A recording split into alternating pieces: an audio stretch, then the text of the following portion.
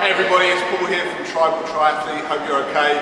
Today I just wanted to take you through a few exercises which are essential for cyclists to complete.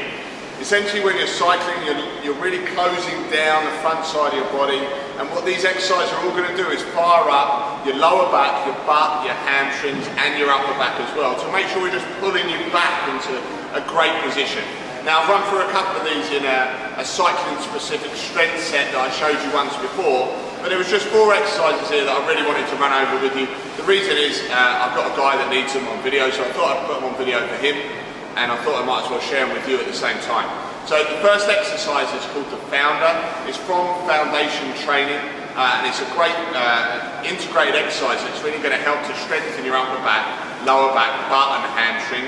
And you can use this any time you spent a bit of time on the bike, okay? Also, if you spent a bit of time working at your desk or driving your car or any of those things, this is really going to help to strengthen your posterior chain to get you back to being nice and upright and not feeling any pain around your back area. Okay, so let me show you this from a side-on position. The first thing you're going to do is to arrange into perfect posture. So you're going to push and rotate down into the floor. You're going to soften your knees slightly. You're going to find neutral about your pelvis. Then from above your pelvis, everything's going to lift and open. So instead of being crunched down into the floor by gravity, you're going to work up against it, opening your chest, shortening through your back, and remaining relaxed up in the top of your shoulders here. And then from there, we're going to try and grow as much as we possibly can through your neck and up into your head. So from this position, from this nice tall position, we're going to start to learn to hinge from the hip. Now this is the key thing with the Founder, is this hinge at the hip and not in your spine. So where we've got this great shape through your back here, we want to maintain that as you hinge forwards and you load back. Now you can just start that just with your hands in a relaxed position right here.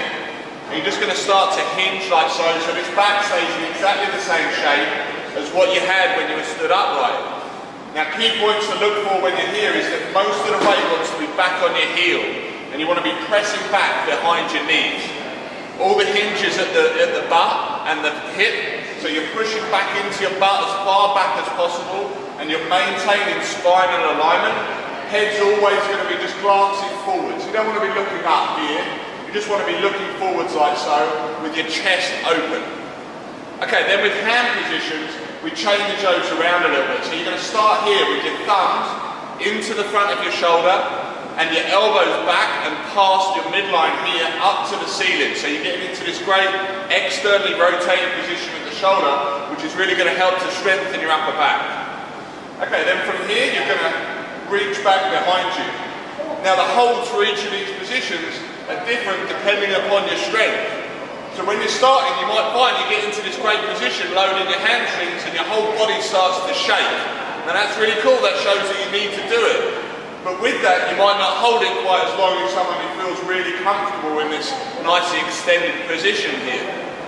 So we're going to go here with your hands, thumbs up to the ceiling, and again, externally rotating to really get the strength in your upper back. Now every point you can, I want you to be thinking about tightening through the spine, opening the chest and maintaining your breath into your tummy. Okay, the next hand position is going to be coming back forwards into the front of your shoulder and then reaching overhead. Now as you try and reach overhead, we want to keep the hands in as close to your head as possible, so almost like the inside of your arm is in against your ear. Okay, so right here. Then you just hold that position. Now that extra lever length here is going to load through the back even more, and you're going to start to feel your back really jacking up. And as you do that, make sure these knees don't travel forwards. We don't want to get into this position. It's push back, it's extension, and it's hold here. Okay, from there you bring the hands back into the shoulders, and then we take the slack off the spine, or the slack off the spine and the hamstrings. Relax your arms down, and then let your body just fold down to the floor. Now when you get down to your toes, we want to then make sure you're pressing back with your knees, you're keeping the weight in the heel, as we have done so far.